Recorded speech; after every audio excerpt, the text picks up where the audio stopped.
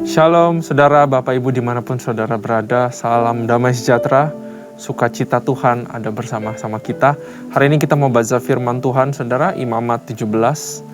Tapi sebelum kita belajar firman Tuhan, sebelum kita dapatkan sesuatu dari Tuhan pada hari ini, mari kita datang kepada Tuhan, mari kita persiapkan hati menyembah dan menaikkan pujian ya buat Tuhan. Terima kasih Tuhan. Ya Radabasy. Kau baik Tuhan, ya Radabasy. Kami sembah Kau Tuhan, Kau Allah yang baik, Kau Allah yang hebat. Kami butuh Kau, kami butuh Kau. Ya Radabasy. Thank you Jesus. Thank you Jesus. Bapa, Amin.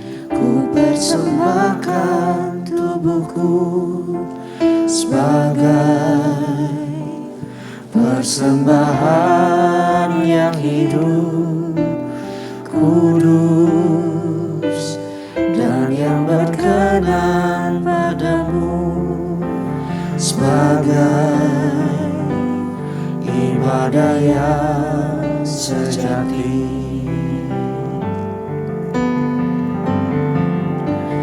Bapa, ku persembahkan tubuhku sebagai persembahan yang hidup, kudus,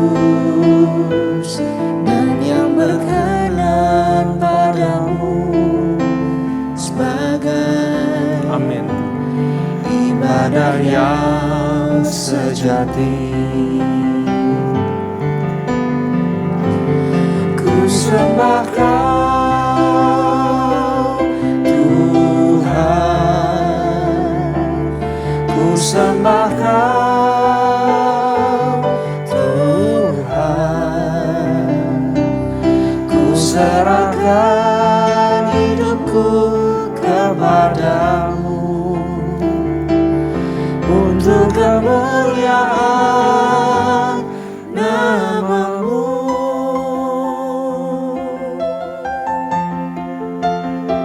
Thank you Jesus. Bapa, Ini tubuh kami. ku persembahkan tubuhku sebagai persembahan yang hidup, kudus, dan yang berkenan padamu, sebagai ibadah yang sejati. Bapa,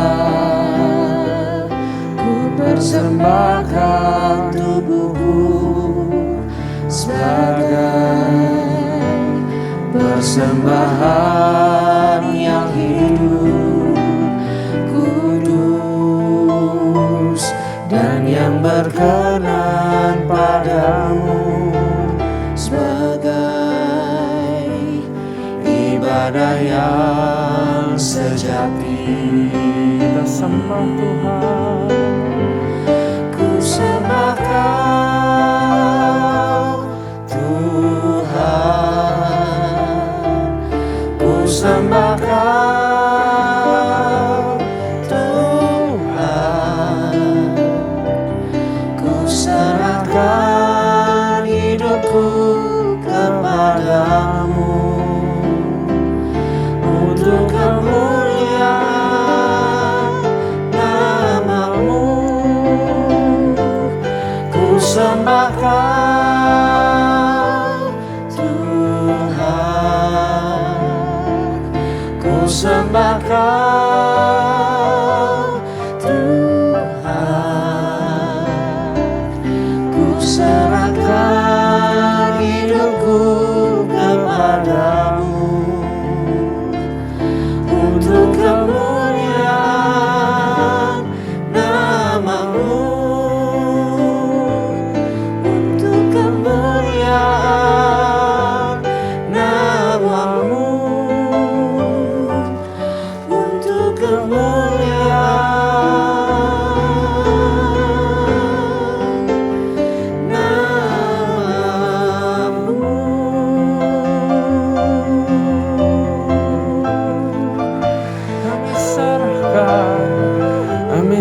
jadikan hidup kami jadi harum di hadirat-Mu Tuhan.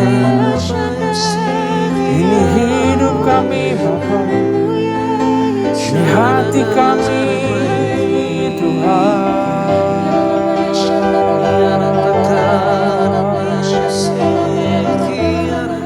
And I worship You,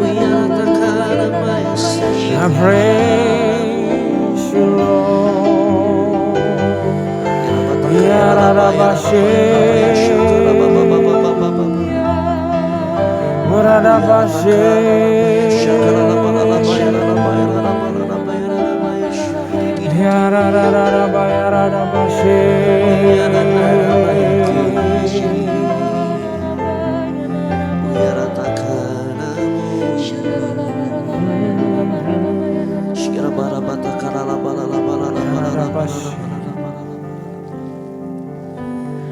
Ku tak membawa apapun juga saat ku datang ke dunia. Ku tinggal semua pada akhirnya saat ku kembali ke surga. Inilah yang ku punya, hati sebagai hamba yang mau taat dan setia padamu Bapa. Kemanapun ku bawa, hati yang menyembah dalam roh dan kebenaran sampai selamanya.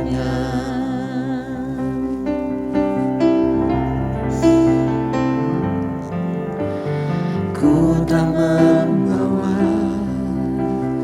apapun juga saat ku datang ke dunia.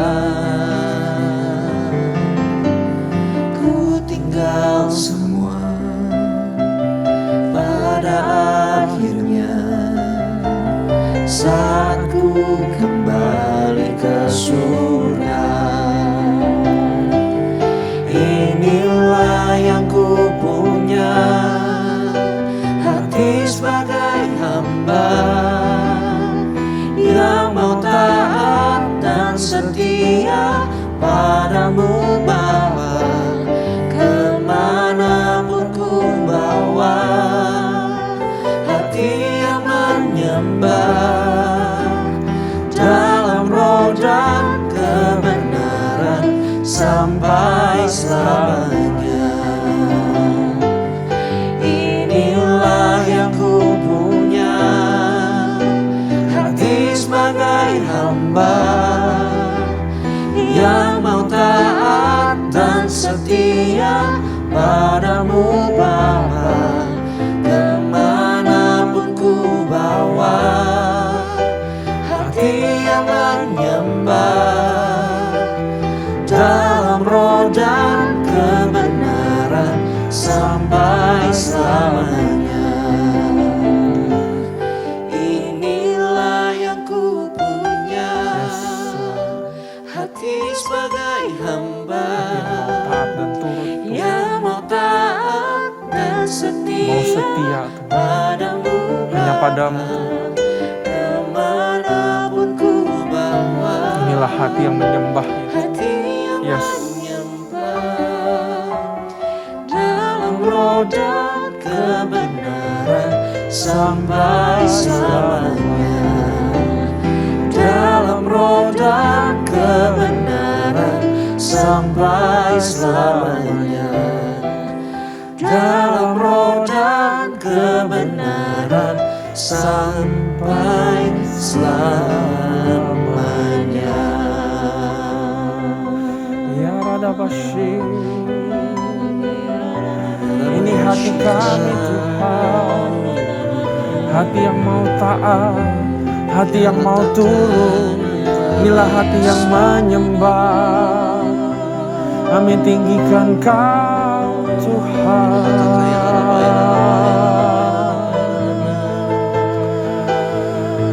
Kudus namamu, besar karyamu, baik pribadimu. Kau Tuhan yang tinggi, Tuhan yang agung. Thank you Jesus. Terima kasih Tuhan. Bawa hati kami Tuhan yang mau taat, setia, yang mau dibentuk. Hati yang mudah, yang lembut kepadamu ya Tuhan. Dan inilah hati hamba itu ya Bapa. Bentuk hati kami Tuhan. Shape hati kami dari firman yang Kau mau berikan, Kau mau ajarkan Tuhan pada hari ini.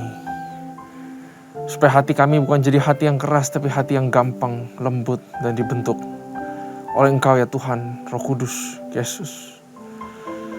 Kami serahkan hari ini, pembelajaran ini, berikan hamba-Mu hikmat, berikan jemaat yang menonton, hati yang reseptif, mendengar firman Tuhan dan mau melakukannya.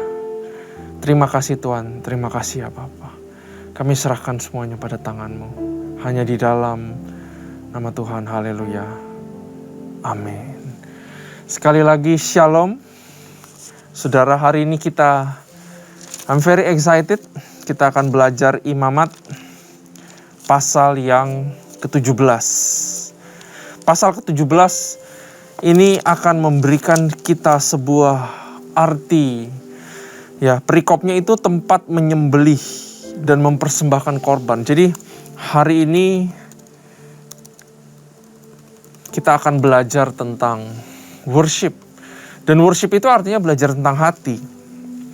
Karena Tuhan tidak melihat yang di luar.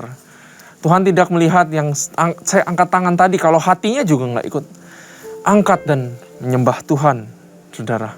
Ya, karena itu mari kita punya hati yang humble di hadapan Tuhan dan mau melakukan firman Tuhan. Sebelum firman ini kita baca, saudara, siapkan firman Tuhan dan siapkan catatan saudara juga. Kita baca Imamat 17. Sebenarnya sangat nyambung saudara dari Imamat 11, 12, 13, 14, 15 dan juga ke-16 di mana dari 11 sampai 15 kita belajar tentang apa yang najis dan tidak najis. Itu adalah syarat utama seremonial yang harus dilakukan kalau seseorang mau menyembah Tuhan, ya.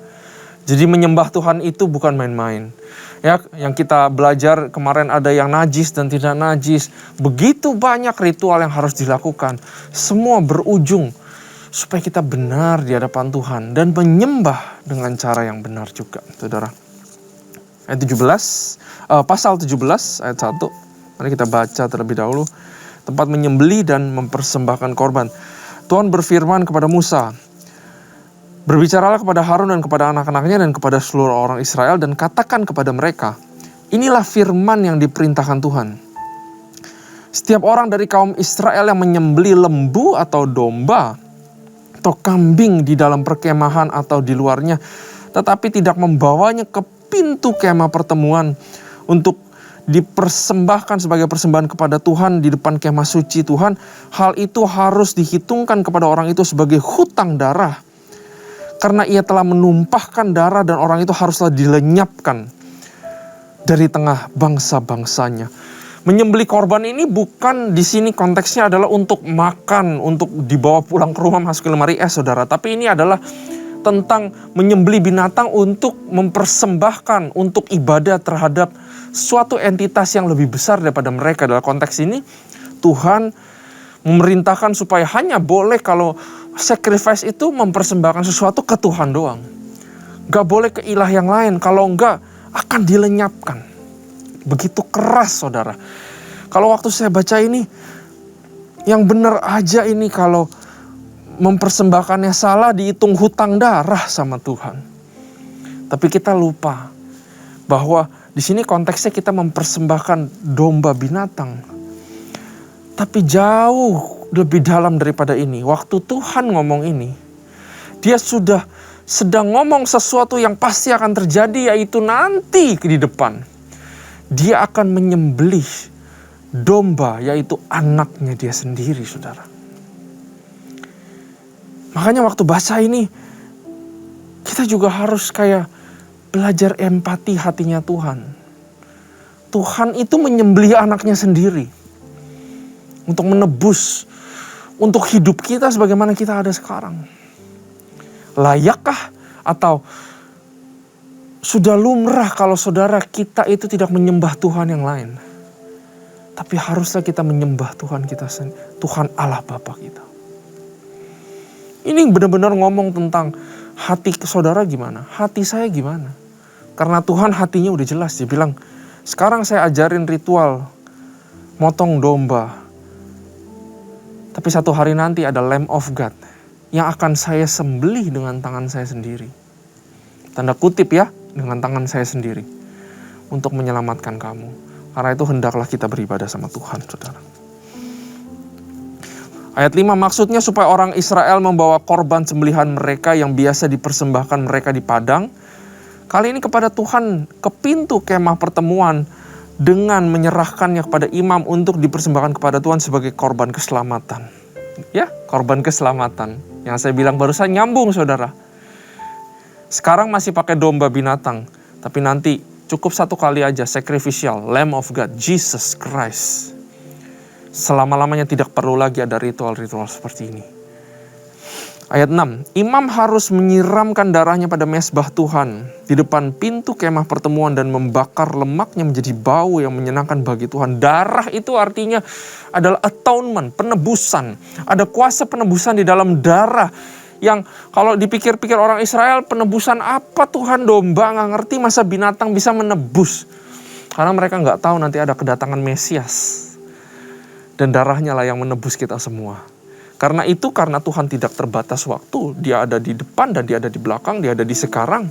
Dia tahu darah anak domba, Yesus Kristus itu punya kuasa penebusan. Karena itu dia replikasi kejadian di perjanjian baru itu ke sekarang. Dan di dalam darah itu Tuhan melihat bahwa itu Yesus. Ada kekuatan, ada mujizat penebusan Yesus di situ. Karena itu dibikin sakral sama Tuhan. Imam harus menyiramkan darahnya pada mezbah Tuhan. Atonement, penebusan. Supaya murka Tuhan, ada pendamaian di situ. Dan lemaknya itu dibakar menjadi bau harum yang menyenangkan Tuhan. Waktu Yesus di kayu salib, darahnya ada kuasa penebusan yang mendamaikan kita dengan Tuhan. Dan tubuh Kristus fisikalnya itulah yang dia mati buat kita, dia disiksa. Itu menjadi satu bau yang harum buat Tuhan. Dan itu buat siapa, saudara? Itu buat kita semua. Ini hati Tuhan. Imamat 17 itu hati Tuhan. Yang membuat kita menyembah Tuhan dengan sungguh-sungguh. Ayat 7, janganlah mereka mempersembahkan lagi korban mereka kepada jin-jin. Sebab menyembah jin-jin itu adalah zinah, nyeleweng. Jin-jin di sini mungkin saudara pikir roh-roh, setan-setan, ya. Kita sering nonton film setan, setan ini, setan itu. Tapi sebenarnya ini adalah ilah lain, bisa berbentuk segala macam, saudara. Keluargamu bisa jadi penyembahanmu. Uang bisa jadi itu Tuhan kamu. Anak-anakmu bisa jadi itu penyembahan kamu itu. Itulah yang harus menjadi ketetapan untuk selama-lamanya bagi mereka turun-temurun. Dan ayat 8, dan haruslah kau katakan kepada mereka setiap orang dari kaum Israel atau dari orang asing yang tinggal di tengah mereka yang mempersembahkan korban bakaran atau korban sembelihan tetapi tidak membawanya ke pintu kemah pertemuan supaya dipersembahkan kepada Tuhan. Maka orang itu haruslah dilenyapkan dari antara orang-orang sebangsa. Kenapa Tuhan bilang keras dilenyapkan? Karena Tuhan tahu mereka satu hari akan masuk ke tanah Kanaan, saudara. Dan di tanah Kanaan mereka akan ketemu begitu banyak orang asing yang menyembah Tuhan yang berbeda-beda. Dan akan ada tantangan yang akan datang di mana bangsa Israel akan tempted. Dan mungkin tergoda untuk menyembah ilah lain. Karena itu Tuhan bikin ini sebagai satu culture. 40 tahun mereka di padang gurun dan mereka melakukan ini turun-temurun. Supaya mendarah daging. Menyembah itu sembah Tuhan Bapa. Allah Abraham, Allah Ishak, Allah Yakub. Bukan yang lainnya, saudara. Saudara mengerti ya? Di balik seremonial ritual, ada satu hal yang Tuhan sedang bangun, yaitu culture, yaitu perspektif, yaitu hati yang menyembah Tuhan saja. Dan gak gampang untuk bangun ini di bangsa yang katanya tegar tengkuk, firman Tuhan bilang. Tegar tengkuk juga kita manusia. Ya. Lalu perikop yang selanjutnya, larangan tentang makan darah atau bangkai. Ayat 10, setiap orang dari bangsa Israel dan dari orang asing yang tinggal di tengah-tengah mereka yang makan darah apapun juga, aku sendiri akan menentang dan melenyapkan dia dari tengah-tengah bangsanya. Karena nyawa makhluk ada di dalam darahnya. Saya perhatikan, Tuhan melihat darah itu bukan hanya melihat itu adalah ada kuasa penebusan, yaitu Yesus yang satu hari akan tercurah darahnya buat manusia, buat dunia. Tapi Tuhan juga melihat bahwa ada life atau kehidupan di dalam darah.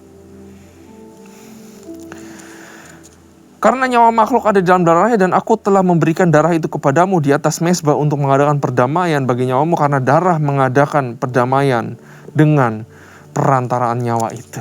Ya, jadi Tuhan melihat bahwa kenapa saya bilang tadi ada penebusan, ada kuasa penebusan di darah.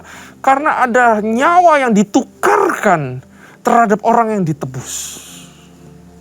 Di darah Yesus ada nyawa Yesus yang ditukarkan untuk setiap orang yang dia tebus.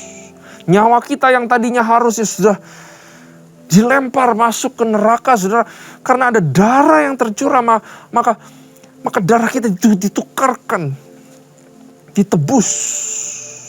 Itulah pentingnya ini. Makanya Tuhan gak suka main sembarang orang di sini makan darah, apalagi untuk kepentingan-kepentingan tertentu.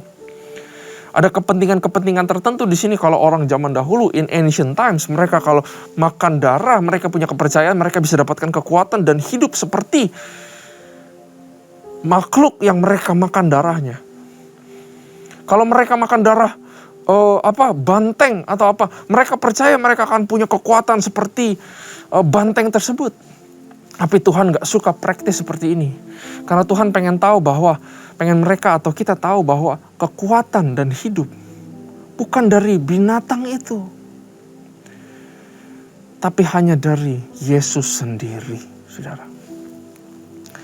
Ayat 12, itulah sebabnya aku berfirman kepada orang Israel, seorang pun di antara kamu janganlah makan darah. Demikian juga orang asing yang tinggal di tengah-tengahmu tidak boleh makan darah. Setiap orang dari orang Israel dan dari orang asing yang tinggal di tengah-tengahmu yang menangkap dalam perburuan seekor binatang atau burung yang boleh dimakan haruslah mencurahkan darahnya lalu menimbunnya ke tanah. Karena darah itulah nyawa segala makhluk. Sebab itu aku telah berfirman kepada orang Israel, darah makhluk apapun janganlah kamu makan. Karena darah itu nyawa segala makhluk. Setiap orang yang memakannya haruslah dilenyapkan, dan setiap orang yang memakan bangkai atau sisa mangsa binatang buas, baik ia orang Israel maupun orang asing, harus mencuci pakaiannya, membasuh tubuhnya dengan air, dan ia menjadi najis sampai matahari terbenam, barulah ia menjadi tahir. Tetapi jikalau ia tidak mencuci pakaiannya dan tidak membasuh tubuhnya, ia akan menanggung kesalahannya sendiri. Tuhan sedang mengajarkan bangsa Israel untuk taat di sini. Dan untuk menjauhi Tuhan atau ilah-ilah lain. Kenapa, saudara? Karena Tuhan membentuk manusia itu sebagai makhluk worshiper. Baru ditinggal sebentar orang Israel sama Musa di Gunung Sinai, mereka sudah menyembah patung lembu emas. Manusia perlu leader. Perlu sesuatu yang dia lihat, dia sembah. Karena kita dibentuk, roh kita adalah roh yang worship God sebenarnya. Karena itu kalau manusia atau orang atau kita tidak menyembah Tuhan, pasti kita menyembah hal yang lain. Entah kita menyembah uang, kita menyembah pekerjaan kita menyembah orang lain, kita menyembah, kalau anak-anak muda sekarang menyembah K-pop mungkin, atau influencer menyembah, mau mengikuti, mau mengorbankan sesuatu untuk sama seperti dia. Ide daripada menyembah Tuhan itu adalah kita mau jadi sama dengan yang kita sembah. Kita mau melayani yang kita sembah. Tapi orang-orang banyak salahnya justru menyembah hal-hal yang lain. Makanya Tuhan keras di sini. Haruslah kita menyembah Tuhan saja. Apa tandanya saudara kalau menyembah yang lain? Kalau saudara digelisahkan bukan main oleh hal itu. Kalau saudara bisa emosinya gampang, dibikin sukacita, dibikin sedih oleh hal itu. Contohnya uang, gak ada uang sedih, ada uang senang. Saudara diombang-ambingkan sama itu yang saudara sembah. Pertanyaannya buat kita semua, apa yang kita sembah sekarang saudara? Di dalam memberikan sacrificial di Imamat 17 ini, mereka itu harus tahu benar kepada kemah siapa, ke tabernakel mana mereka mempersembahkan korban binatang itu. Artinya di dalam sebuah worship, esensinya adalah kita harus tahu siapa yang kita sembah. Makanya Tuhan mempertunjukkan begitu banyak mujizat dari keluarnya dia dari bangsa Mesir. Tuhan suruh Musa bikin tabernakel supaya mereka punya gambaran tentang apa yang mereka sembah. Ada tabernakelnya, ada kemahnya, ada ruang maha kudus. Karena kita tidak bisa menyembah apa yang kita tidak tahu. Karena itu kalau kita mau menyembah Tuhan, pertanyaannya kepada kita semua, kenalkah kita sama Tuhan? Saya bersyukur saudara ada di program ini. Baca firman Tuhan untuk mengenal Yesus. Kita belajar histori, kita belajar makna, tapi tujuannya adalah untuk mengenal Yesus. Makanya saudara kalau ada teman-teman yang belum mengikuti Bible study, mari ajak mereka. Karena kalau mereka tidak mengenal firman Tuhan, mereka belum tentu bisa menyembah Tuhan. Kita hanya bisa menyembah apa yang kita tahu dan kita kenal. Jangan remehkan pengenalan sama Tuhan. Jadi introspeksi diri kita. Apakah kita mengenal Tuhan? Karena kita hanya bisa menyembah apa yang kita kenal. Lalu di dalam menyembah, saudara, kelihatan di sini bahwa orang yang mau menyembah itulah yang harus berkorban sesuatu. Dia harus potong binatang, dia harus cari binatang, dia harus capek-capek ke kemah. Dia harus melakukan segala sesuatu untuk menyembah Tuhan, untuk give sacrifice. Tuhan ini menyadarkan kita bahwa kita itu lebih kecil dari yang kita sembah. Tapi kenyataannya kita sering di dalam hadirat Tuhan, kita seenak-enaknya aja. Makanya di dalam penyembahan kita harus tahu diri siapa kita. Saudara, tidak ada jabatan, tidak ada kekayaan, tidak ada satu apapun yang bisa kau banggakan di hadapan Tuhan. Karena itu kita harus punya hati yang benar waktu kita mau menyembah Tuhan, saudara. Prakteknya gampang. Waktu kita mau ke gereja hari Minggu, saudara. Saudara datang ke gereja bukan cuma lewatin 1 jam, 1,5 jam, habis itu pulang, habis itu bisa ketemu orang, makan orang. Tapi saudara itu harus tahu, saudara ketemu Tuhan. Dan saudara harus sadar, saudara itu siapa? Saya harus sadar, saya itu orang berdosa. Itu yang bikin sikap hati. Dimana dibilang bahwa waktu kita angkatan pujian, kita nggak membakar-bakar beginian lagi ya binatang. Tapi waktu kita punya sikap hati yang gentar. Belum kita nyanyi Tuhan, waktu kita angkat tangan aja, itu udah seperti harum yang naik ke hadapan Tuhan. Dan baru Tuhan bisa bertakhta atas pujian umatnya. Yang gak cuma nyanyi dengan lip service. Tapi dari hati yang tahu benar saya itu siapa di hadapan Tuhan. Dan saya tahu Tuhan itu siapa. Karena saya kenal dia. Saat Tuhan bertakhta di pujian, di sacrificial kita, saudara. Gak perlu di hari Minggu aja by the way. Di rumah pun saat punya hati yang benar. Gak perlu lagu. Waktu kita katakan, Abba Bapa, saya percaya Engkau. Waktu Tuhan bertakhta di atas pujian ini. Saya beritahu bahwa kuasa bertakhta di atas kehidupan kita. Dan segala sesuatu permasalahan dan apapun yang kita hadapi, it is nothing di hadapan kuasa Tuhan yang luar biasa. Ini the power of worship, saudara. Karena itu saya pengen saudara sadar dan tahu sama-sama, kita sama-sama. Menyembah itu mengagungkan, memberikan value kepada yang kita sembah. Praise and worship bukan buat kita. Aduh enak ya, praise and worshipnya enak. Saya bisa keangkat apa yang keangkat, saudara. Saya bisa damai segala macam. Wah, worshipnya enak ya, tapi saya mau kasih tahu lagi kepada saudara bahwa worship is not for us. Worship itu untuk Tuhan. Puji Tuhan kalau dia turunkan, dia tambahkan damai sejahtera, sukacita dalam hati kita bersorak-sorai. Tapi saya mau beritahu adalah worship adalah untuk Tuhan, bukan untuk kita. Karena itu Abraham, dia mau korbankan Ishak. Karena dia tahu esensi penyembahan itu not for us but for him. Di sini juga di Imamat 17 diajarkan bahwa esensi adalah untuk Tuhan dan bukan untuk kita. Amin, saudara. Dan darah adalah sakral di hadapan Tuhan. Gak bisa seenak-enaknya di hadapan Tuhan makan darah dan segala macam di sini. Artinya kita juga harus mensakralkan tumpahnya darah Yesus untuk kehidupan kita, saudara. Kita udah ikut Tuhan begitu lama, bertahun-tahun, kadang-kadang kita udah biasa aja. Iya Tuhan berkorban buat saya. Wah, saya udah gak terharu lagi. Tapi gak ada salahnya, saudara. Dan harus kita revisit kembali makna dalam dan pentingnya tercurah darah itu. Karena Tuhan bikin darah itu sangat sakral, ada kuasa penebusan dan ada nyawa Yesus dalam situ. Nyawa anaknya sendiri.